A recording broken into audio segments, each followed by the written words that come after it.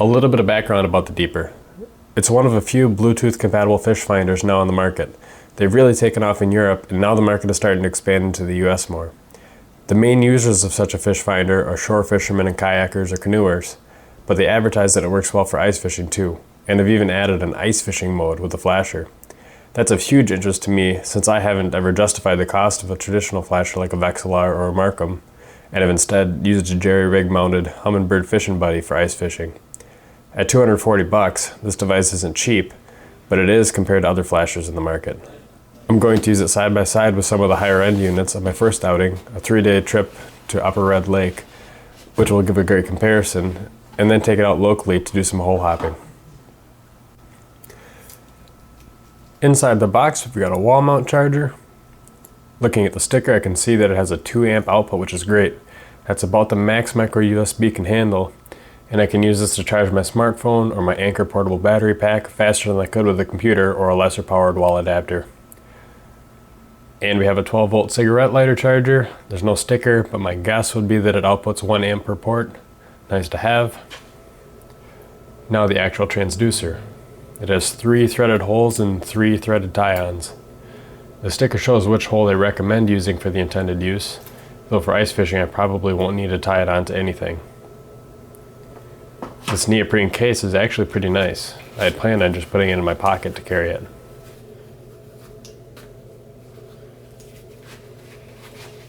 Oops.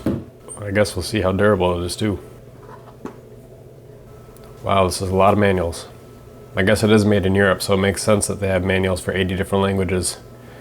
Here's the English one. Looks like it has some nice basic instructions for use. On YouTube, they actually have a really detailed instructional and troubleshooting video. Some of the poor reviews I've seen on Amazon could have been completely attributed to improper use, like not getting a connection out of box when the instructions clearly say it only works well in the water.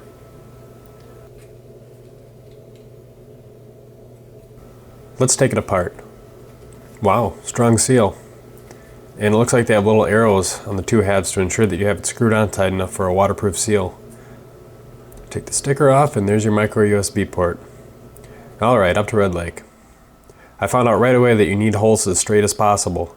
One of our guys has a habit of drilling at an angle, and with 22 inches of ice, I struggled to see my bait until I drilled a completely vertical hole, giving a clear path to the bait. Note as well that the thicker the ice is and the smaller diameter your hole, the more the edges of the 15-degree cone will be obstructed. Signal delay is a big issue for some guys, so I decided to measure it here. It averaged out to just under 1/2 of a second, part of which I'm sure has to do with the fact that the signal is wirelessly transmitted. That'll probably be a big turnoff to the die-hard Vexilar guys, but for someone like me who's never used a high-end flasher, it wasn't that big of a deal. Even the other 2 guys who are fishing with flashers said that after about 5 minutes of fishing with the Deeper, you kind of sort of get used to it, whether or not it helps your fishing. Here's a side-by-side with the $640 Markham LX7. Don't worry about screen size because you can easily use a tablet with the Deeper. Notice how clear the Markham is in comparison. A big part of that is because the LX7 has several levels of interference rejection, something that the Deeper doesn't have. With 3 transducers going at the same time, interference rejection allows for a clean signal, while you can still see noise in the Deeper, mainly in the upper left quadrant and a few flashes interspersed throughout the depth column. For another comparison, here's the Vexilar FL20 with interference rejection turned on.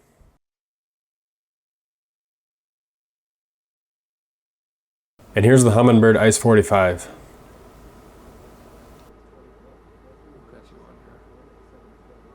Zoom was another feature present in the expensive flashers that was missing on the Deeper. Another limitation of using the Deeper on a trip like this was having to charge it every 4 hours. On the bright side, it didn't take up any floor space, had 0 opportunity for a fish to get wrapped up in a transducer cord, and it allowed us to keep an eye on a dead stick rod while screwing around and playing cards with our backs to the hole. I'm gonna start hitting buttons and see what they do. Ooh, that gets it brighter. Whoa, dude, you're on the sun. Now onto a completely different style of ice fishing, and one that I personally do much more often, which is mobile hole hopping.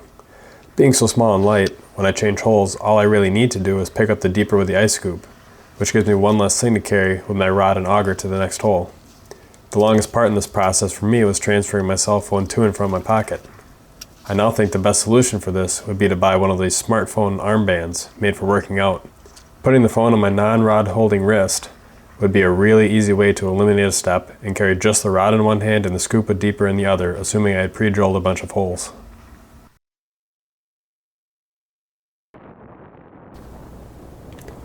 Alright, let's do a little live action here. I just came over to a hole and it looks like there's a little bit of yellow on the bottom that's kind of fuzzy, moving around a little bit. That indicates to me there might be a fish. Okay, you can see my bait going down from the right side of the circle. Now it's down at the bottom of the circle. I'm just watching it drop all the way down to the bottom. Okay, I just engaged my reel. You can see that fish move. There's definitely a fish down there. I'm just gonna work my bait a little bit.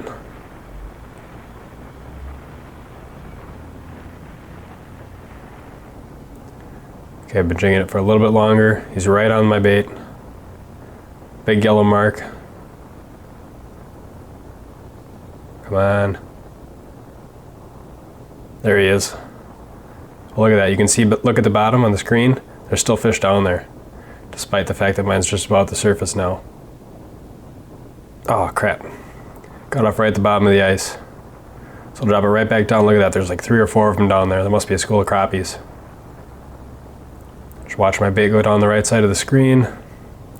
I'm going to stop it right when I get to that highest fish in the depth column. Right there. Just engage my reel right by that top fish. Just working it a little bit. I bet I'm going to get hit here. There he is. Alright, let's see if I can get this one on top of the ice. See, there's still 2 or 3 of them down there. Yep, sure enough, crappie.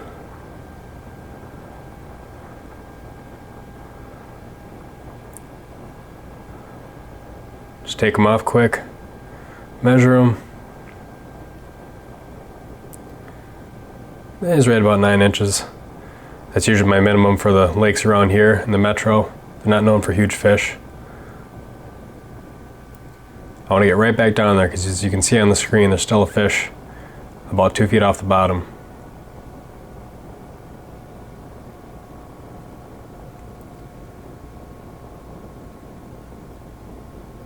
Actually, I think there's 2 fish down there still.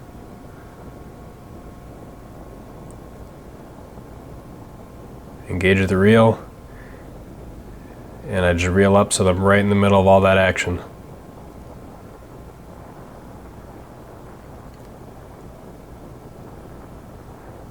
Just working it. Alright, see, look at the fish just dropped away. There was 1 mark, now there's 2. So that fish dropped off away from my bait. In this case, maybe he's turned off by the jigging. So I think I'm just gonna set my rod down. Just do a little dead stick. See if that gets in a bite. Watching the screen. Alright, just close the gap. Look at that, it's 1 solid mark again. Oh, there goes the rod tip. Got him. Worked just like a charm. There's still 1 down there.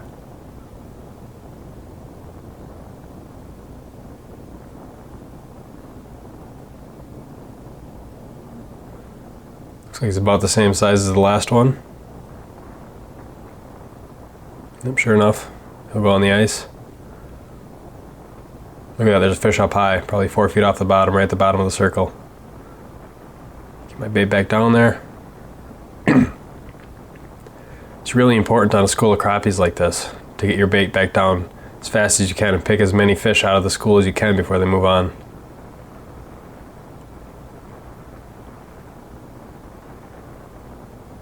Alright, I dropped my bait through the school, and my bait's on the bottom now.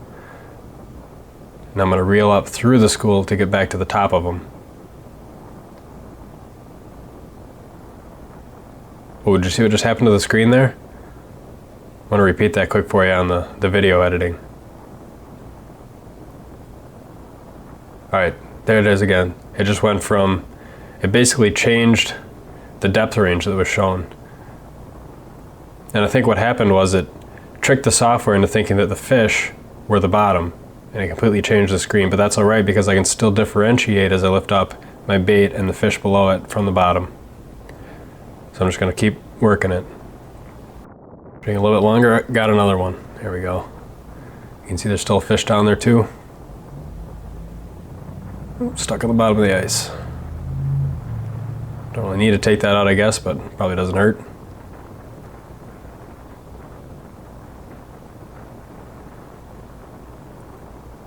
Throw it back in, and there, look, it recalibrated itself. Jigging. It's really getting dark now. I'll probably have to take the shack out pretty soon.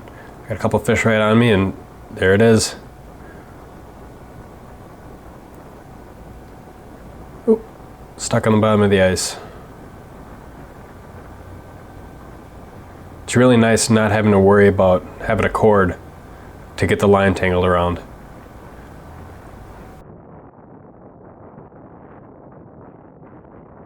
Alright, it got dark enough that I moved my shack over the hole. Got one perch off camera. And now I'm just jigging. Been really tough after that sun went down. I've had fish on me all the time, but just getting them to bite is really a challenge.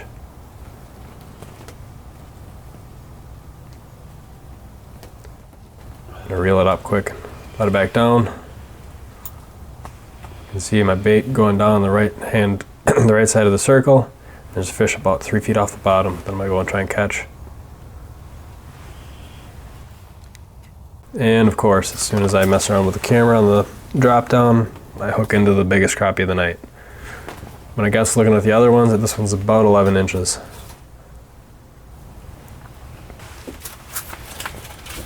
Been jigging for a while. As you can see, there's a fish right on me. But I just cannot get him to bite. And I've had trouble getting fish to bite for the last probably 20 minutes. So I'm just gonna hang it up, call it a night. Got enough for at least a couple meals anyway. Advertised weight is 3 ounces. Measured weight is 3.4. Honestly, it doesn't make a whole lot of difference for ice fishing. Probably makes more of a difference for casting in open water. Okay, let's take a look at some of the other features that the app has to offer. If I click on this calendar right here, first it asks me if I would like to enable the GPS. That's fine. Turn that on, agree, hit back. Now when you go on this calendar, it's kind of a place where you can do a fishing log, as well as check the good times to fish according to the lunar chart. I can go on camera, take a picture of a big fish I just caught, save it to the device. It automatically uses the current GPS coordinates as well as the current weather. You can write a caption, a comment, and then save or delete. In this case I'm going to hit save. Like you saw on the last screen, you have the weather. It automatically goes to your current location, but you can add locations and then search whatever location you want to look at. Click on notes. It brings up another calendar, and you'll see if I go to like tomorrow's date, I don't have anything entered there. But if I go to today's date where we got this orange fill, I can see that this picture was logged. So you can go in the past, say I went fishing on Sunday the 4th, and I could be able to look at whatever notes and whatever pictures I had for that day. Just kind of a nice feature to have in-app. When you go to Maps, it brings up Google Maps, automatically defaults to your current location. And one thing that I like to do when I go fishing is I like to use the Navionics app. So I will just switch over to that quick. It's on Mille Lacs right now, and I would use the Navionics app in conjunction with the GPS on the phone to pick a spot that I wanted to fish. Say I wanted to fish right here. Then I could walk there, drill the holes if I start catching fish. With this map I can then hit a plus sign to save that waypoint. I can enter a description, it enters in the location, hit save, there you go, you marked a point.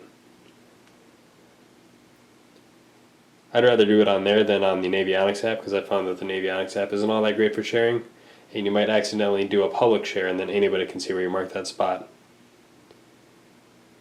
Speaking of sharing, you can take a photo to share. Otherwise, if we go back into notes, and go to that picture that we took earlier, you can do the same thing. And if you click on the second share button, then you have options for Instagram or Flickr, any kind of app that you would want to share that photo with.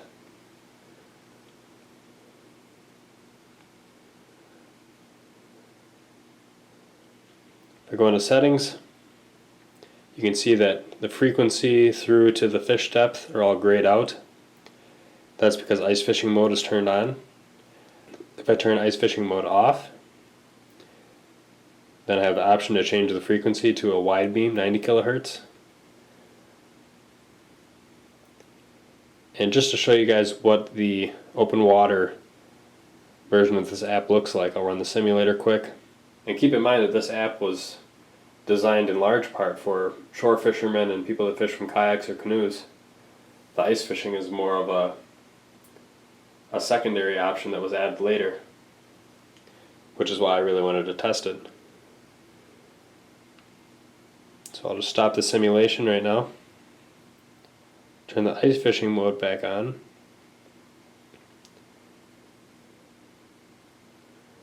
run the simulator on that, and this will show you a little bit clearer picture than what you could probably see when I did that live fishing with it. One feature that's kind of nice is this little sleep button in the bottom left.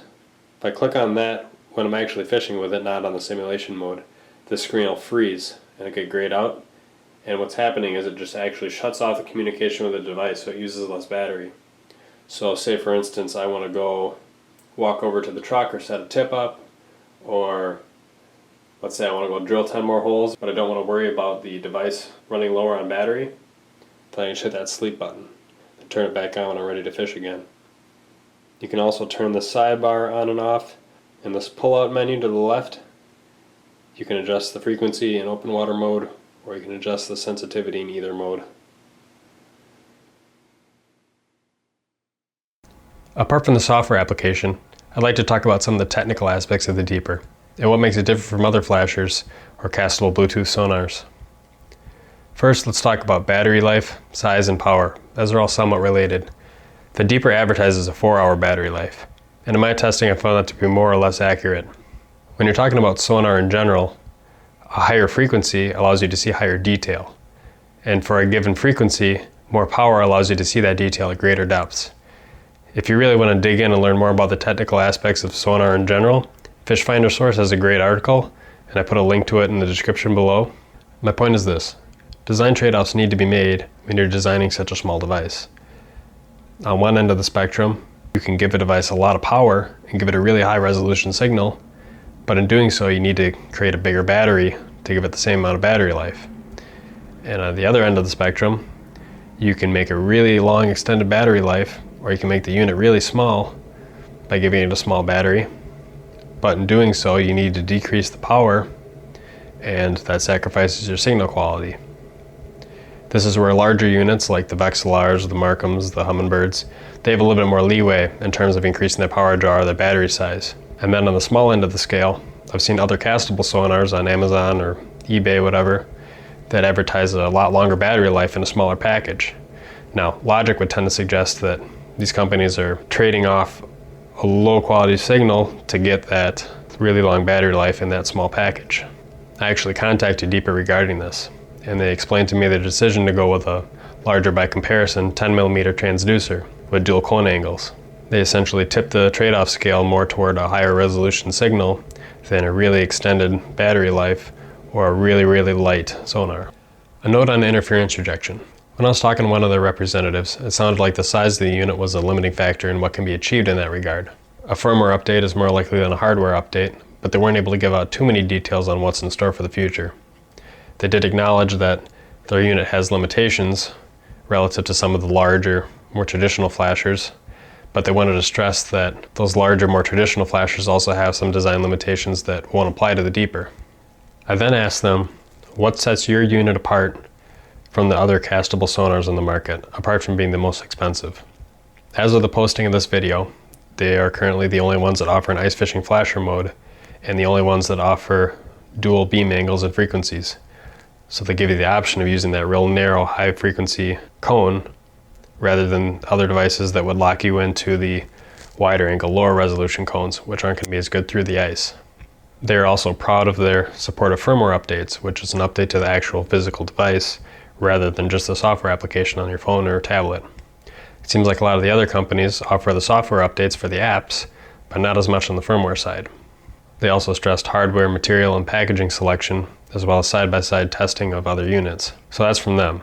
I personally have noticed that their Amazon review tends to be a little bit higher on average than the other units. I also noticed that their marketing and support seems to be a little bit above the rest, from professionally made troubleshooting and instructional videos on YouTube to a strong social media presence. You would think the competition would eventually drive the price down, and it usually does, but not always. I look at examples like GoPro and Red Bull. They've established such a presence in the market that similar products at the same price don't stand a chance. Even Sony action cams, which I prefer over GoPro, are sold at a lower price point. It's a good way to get people to buy your product, similar performance at a lower price. Although more often you tend to see competitors at a much lower price, and they took quality shortcuts to get there. So it'll be interesting to see how popular the Deeper is in a couple of years. So what's my final verdict? Do I like it? Should you change what you're currently doing and get one? I want to stress right now that my goal here is not to tell you whether or not to buy the Deeper. It's just to give you as much information as I can so that you can make an informed decision. Be honest and ask yourself what kind of a fisherman you are. Do you like to sit in a shack for hours on end, often with buddies who have their own units? Are you the kind of guy that likes to hit the lake for a few hours after work, catch a few fish for the frying pan? How you use this device will play a huge part in how much you like it. I asked one of my friends in the shack, who primarily fishes all day at home, whether or not he'd consider using a Deeper. He said that he probably wouldn't, mostly because of the battery life and the fact that he already has a flasher. Remember, you can bring a portable battery pack out with you to charge the Deeper, but you do need to take it out of the water and unscrew the cap to get to that micro USB, so you're not actually using it while it's charging. I then asked my other friend who was in the shack, who had actually just bought the Markham LX7 right before coming up on that trip, what he thought. I asked him, knowing what you know now, would you have considered buying the Deeper instead of the LX7? And he replied that if he were using it just for ice fishing, he probably would. But he also bought the LX7 with the intention of using it for open water, mounting it onto the bottom of the trolling motor while him and his dad fished. That way he could watch a unit in the front while his dad is watching the main sonar in the back. And these are hardcore walleye fishermen. They're usually out sun up to sundown. And so for him, having to charge the unit in the middle of the day wouldn't be ideal. So what about for me and other fishermen like me? I like fishing fast and efficiently. I have too many things going on to fish all day. So I'll usually hit up the sunset bite on the way home from work, catch a limit of crappies, or I'll go out early on a Saturday morning, pick up a couple walleyes, then be back in time for brunch. This thing works perfectly for me. Remember, in the past I've used a Humminbird Fishing Buddy 110, which is a black and white signal. It's about the $120 range, give or take. The Deeper's smaller, lighter, has a higher resolution signal, it's got color, it's got a flasher mode, and there's no chance of me getting my line tangled up in it, which happens occasionally with a Humminbird Fishing Buddy. So yeah, the Deeper definitely will be replacing the Fishing Buddy in my system, and I won't be spending any money on a more expensive flasher. Other things to help sway your decision would be whether or not you plan on using this for any shore fishing or kayak or canoe fishing in the summer, the latter of which I do a fair amount of. When I do buy a boat, I'll probably put a $500 locator on it, but still use this for ice fishing or kayak fishing. The only other thing you need is a way to hold your smartphone or tablet. In the beginning of this video, I used a custom-made 3D printed smartphone holder attached to a Joby GorillaPod. Although you can usually find adjustable smartphone holders from like RAM mounts. And I've also seen pictures of people using the waterproof smartphone cases and then hanging them from the wall in their shelter. And of course, like you saw earlier in the video, I'll probably stick with the smartphone running armband and just put that on my wrist. I hope this video was informative. If it was, please leave a like, share it with friends that might be interested, or leave a comment. I'll do my best to answer any other questions about things that I didn't touch on in this video. Make sure to check out the DIY Sportsman website for more content on hunting, fishing gear, and how-tos, and follow on Facebook, Instagram, and Twitter.